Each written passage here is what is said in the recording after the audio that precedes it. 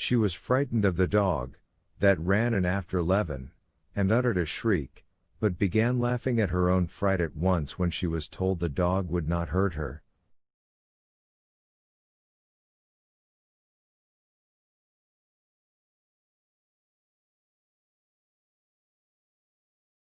Pointing Levin with her bare arm to the door into the parlor, she bent down again, hiding her handsome face, and went on scrubbing.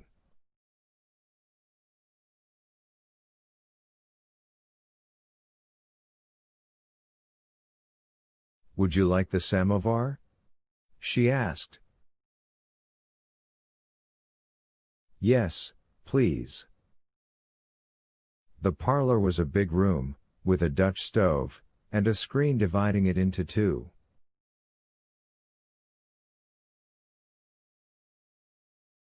Under the holy pictures stood a table painted in patterns, a bench, and two chairs.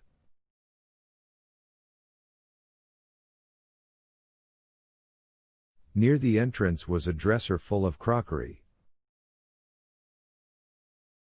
The shutters were closed, there were few flies, and it was so clean that Levin was anxious that Laska, who had been running along the road and bathing in puddles, should not muddy the floor, and ordered her to a place in the corner by the door.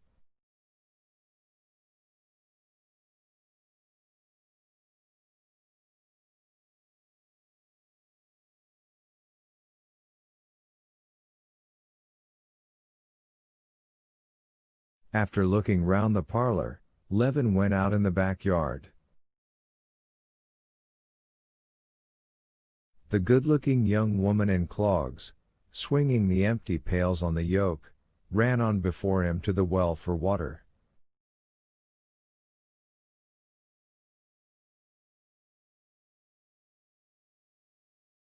"Look sharp, my girl," the old man shouted after her, good-humoredly, and he went up to Levin. "Well, sir, are you going to Nikolai Ivanovich Saviashki?"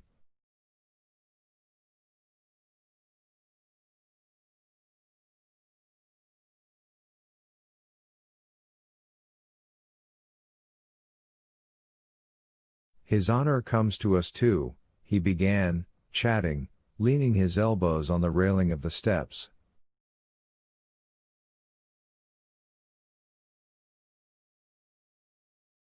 In the middle of the old man's account of his acquaintance with Saviashki, the gates creaked again, and laborers came into the yard from the fields, with wooden plows and harrows.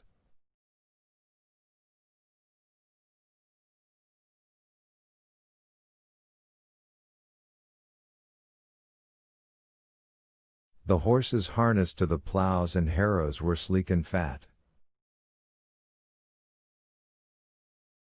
The laborers were obviously of the household, 2 were young men in cotton shirts and caps, the 2 others were hired laborers in homespun shirts, one an old man, the other a young fellow.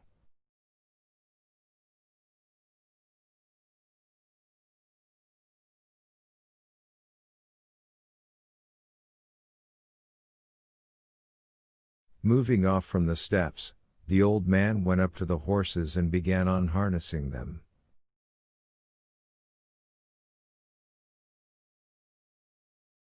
"What have they been plowing?" asked Levin. "Plowing up the potatoes. We rent a bit of land too. If you don't let out the gelding, but take it to the trough, and we'll put the other in harness."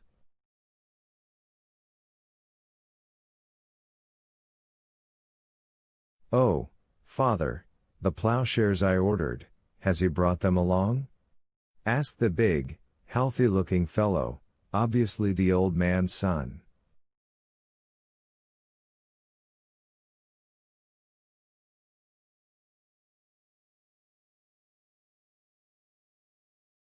"They're in the outer room," answered the old man, bundling together the harness he had taken off, and flinging it on the ground. "You can put them on, while they have dinner."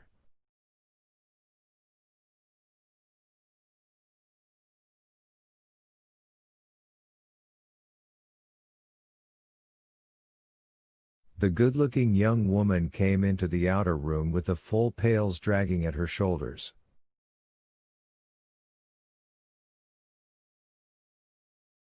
More women came on the scene from somewhere, young and handsome, middle-aged, old and ugly, with children and without children.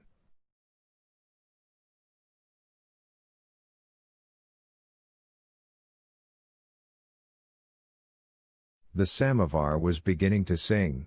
The laborers and the family, having disposed of the horses, came in to dinner.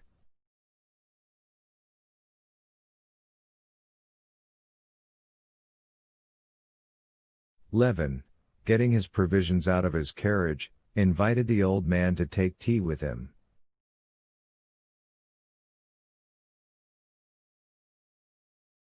"Well, I have had some today already," said the old man, obviously accepting the invitation with pleasure.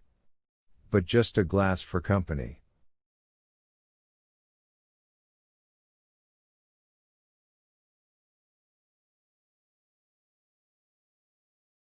Over their tea Levin heard all about the old man's farming. 10 years before, the old man had rented 300 acres from the lady who owned them, and a year ago he had bought them and rented another 300 from a neighboring landowner.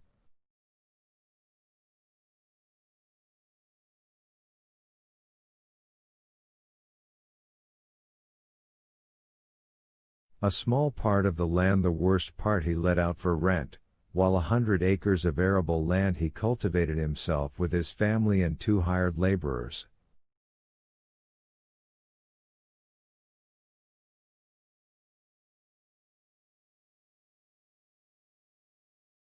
The old man complained that things were doing badly.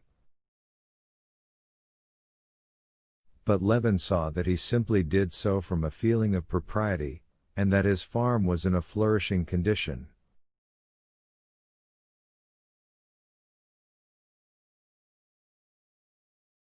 If it had been unsuccessful, he would not have bought land at 35 rubles the acre, he would not have married his 3 sons and a nephew, he would not have rebuilt twice after fires, and each time on a larger scale.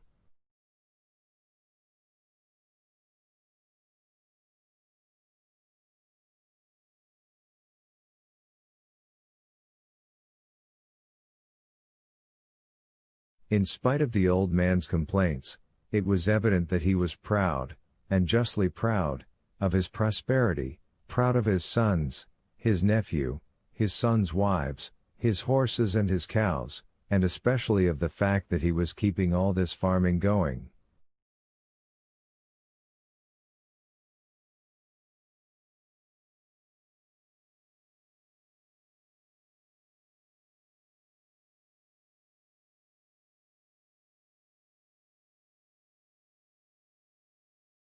From his conversation with the old man, Levin thought he was not averse to new methods either.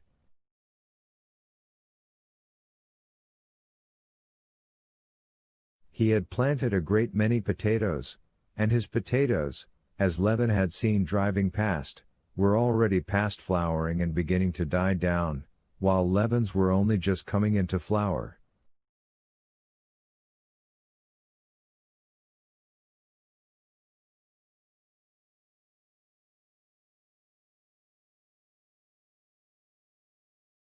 He earthed up his potatoes with a modern plow borrowed from a neighboring landowner.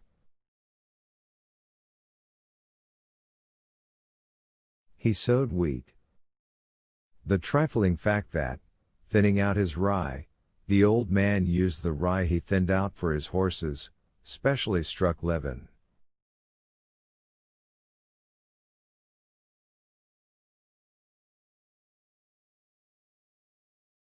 How many times had Levin seen this splendid fodder wasted, and tried to get it saved, but always it had turned out to be impossible.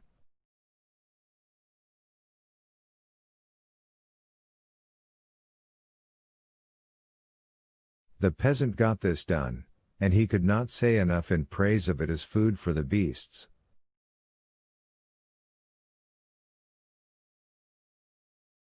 What have the wenches to do? They carry it out in bundles to the roadside, and the cart brings it away. Well, we landowners can't manage well with our laborers, said Levin, handing him a glass of tea.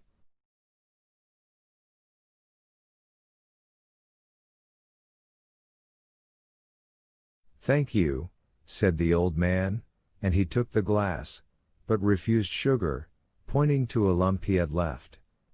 They're simple destruction, said he.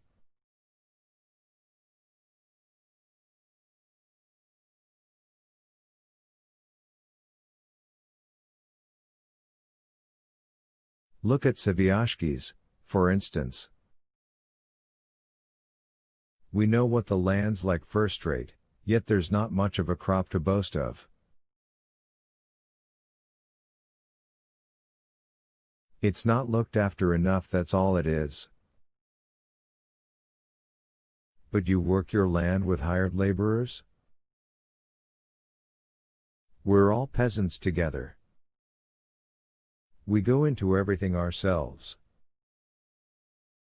If a man's no use, he can go, and we can manage by ourselves. Father, Finn again wants some tar, said the young woman in the clogs, coming in.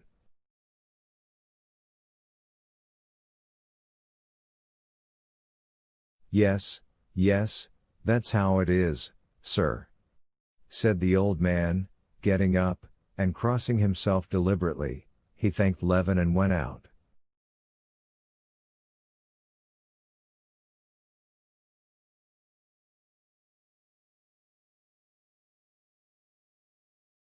When Levin went into the kitchen to call his coachman, he saw the whole family at dinner. The women were standing up waiting on them. The young, sturdy-looking son was telling something funny with his mouth full of pudding, and they were all laughing, the woman in the clogs, who was pouring cabbage soup into a bowl, laughing most merrily of all.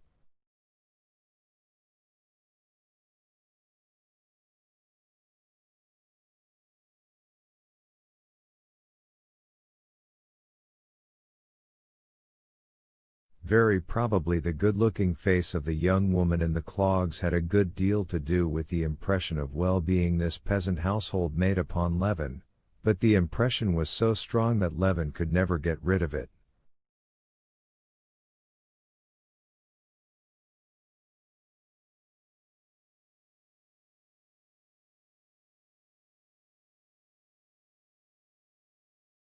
And all the way from the old peasants to Saviashki's he kept recalling this peasant farm as though there were something in this impression that demanded his special attention.